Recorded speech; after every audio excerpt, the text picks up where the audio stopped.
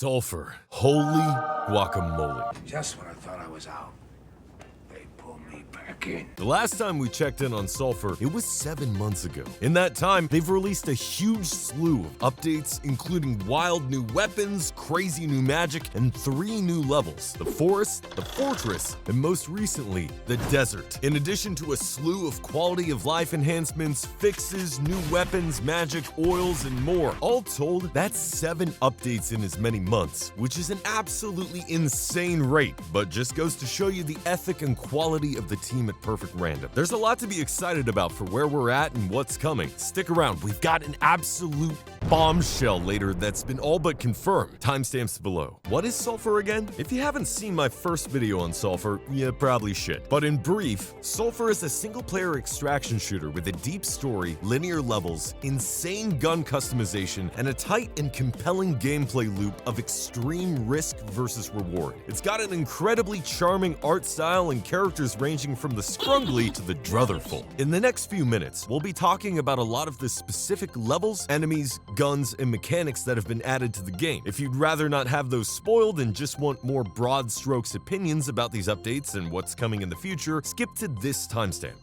Okay, did they all leave? What's new? The forest. Wait, no, not that forest. No, not that one either. What? Did you say something, honey? Wait, what is this? I didn't even know this existed. The forest added a, well, pretty new spooky biome to Sulfur, which is full of... Wait, aren't there supposed to be enemies?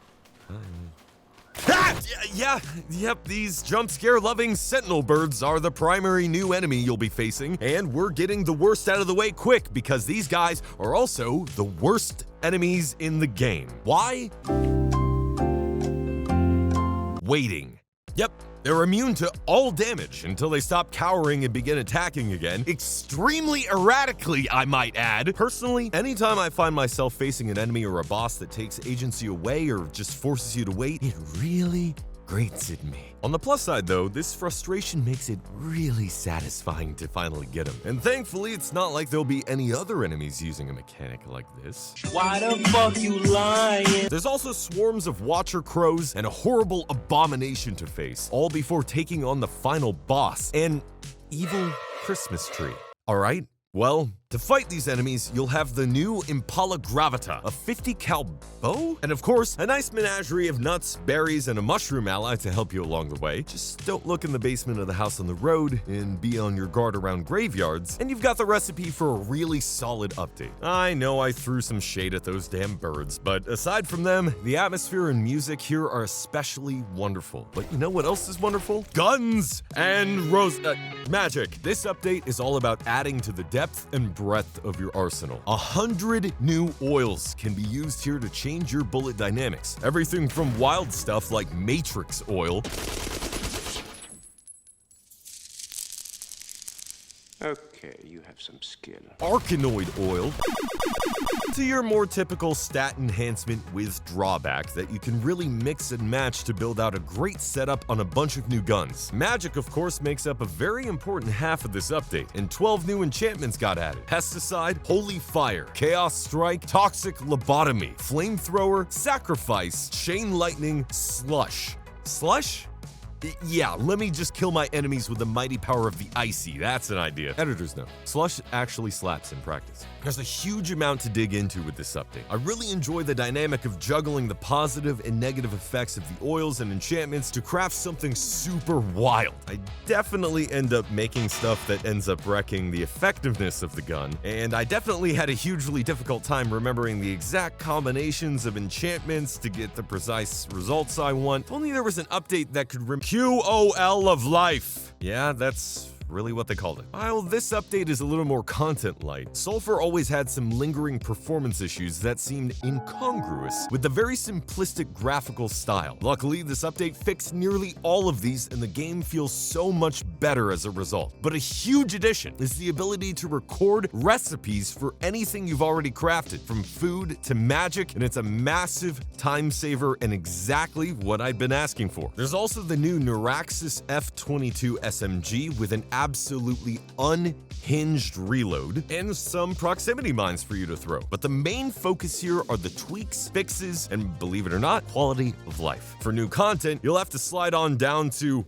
the Fortress. The Chavois are a faction of frankly freaky fish frog folk, and in this update, you're kicking down the door to their veritable Innsmouth-esque abode here. If Innsmouth was a beautiful, sprawling Japanese palace, complete with bathhouses, more sushi than you could ever cram down your gullet, and double cheeked up on a Thursday afternoon. If you're not careful, the fortress can quickly descend into chaos. Worst of all, though, once again, for some inexplicable reason, there's another enemy with a block and wait mechanic at play. This frickin' guy called the Warden, who should more aptly be named the Boredom.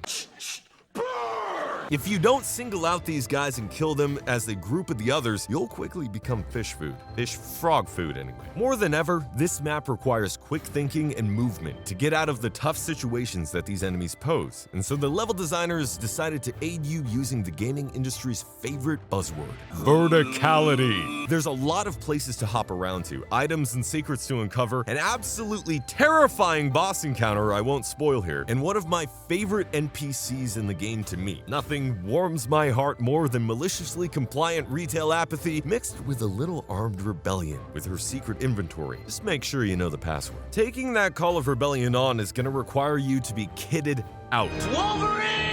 You'll have a bunch of new weapon enchantments like Corpse Explosion, Petrify, Thunderbolt, Least Resistance. But you won't have any new weapons. Instead, relying on new gun insurance to make sure you don't lose your favorites that you already have. Perfect Random is literally here to contact you regarding your gun's extended warranty. But guns aside, you'll definitely need to get more tools for legally distinct pre-adult malformed ninjutsu Testudine-based murder via the Sulfur Power update, which adds long wished-for variety to melee weapons, all complete with their own strengths and weaknesses, while, yes, being inexplicably Teenage Mutant Ninja Turtle themed.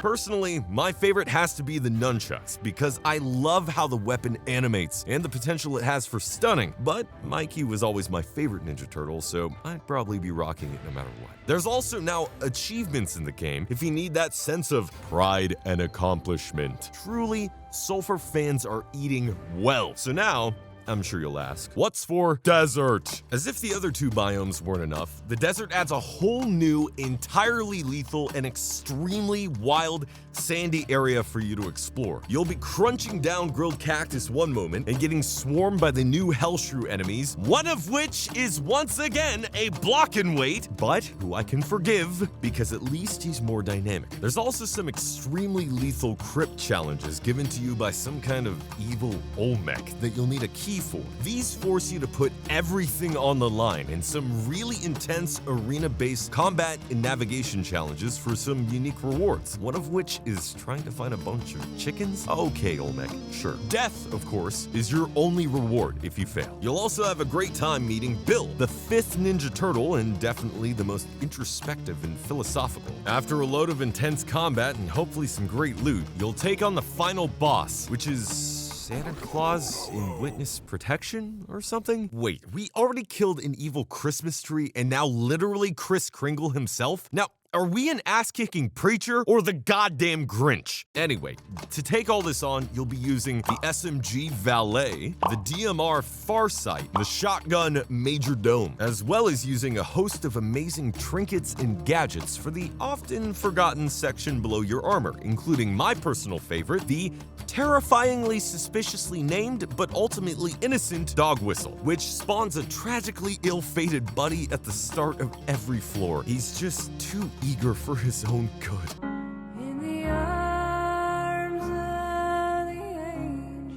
Now, this is already a plethora of content for one little $25 indie that could, but there's one more critical thing that other extraction shooters have that Sulfur is still quests. Literally, as I was working on this video, those mad lads at Perfect Random dropped another update, this time adding the quintessential thing all survival crafters share and require. Paint, no, I mean, traders asking for random bullshit. In exchange for said random bullshit, they'll give you the most vital currency of all, stamps, which you can exchange for awesome stuff like more storage, oils and enhancement resetting, and frames to highlight your most valuable items. My only complaint is that the system is currently fairly bare bones, and as far as I can tell, there isn't any in-game way to track your pending quests, which means you gotta keep track in your head who wants the currywurst and who wants the banana. But this is a great step for adding replayability and longevity to the game. And there's also a toilet! No, but really, this lets you transfer items between levels in a more consistent way than the random storage that can pop up, and even lets you send them back to the church if you get one installed there. Just make sure it fits before you shits. So my opinion on Sulfur in 2025, it's kind of dizzying how much content has been added over the past 7 months. Sulfur was already my favorite indie of 2024 in an extremely stacked year, so it's remarkable to see the progress to full release this early access gem has made. Many games use early access as an excuse for an unfinished product, but this definitely does not fit that bill. What's coming? Recently, Perfect Random announced that Sulfur had crossed the 200,000 sale milestone on Twitter, which is absolutely massive, but also, if you recall from the roadmap, there was a little stretch goal down there if they hit that target. A little thing called multiplayer. Now, I'm not one to be hyperbolic, but frankly, if this game gets multiplayer, it has the bones and loop in place to literally print money. We still technically have one more major content update to expect before the full release. For now though, gear up, cook up, and get cracking within what is still one of the best indie games on the market. Just watch your back and Mind your others.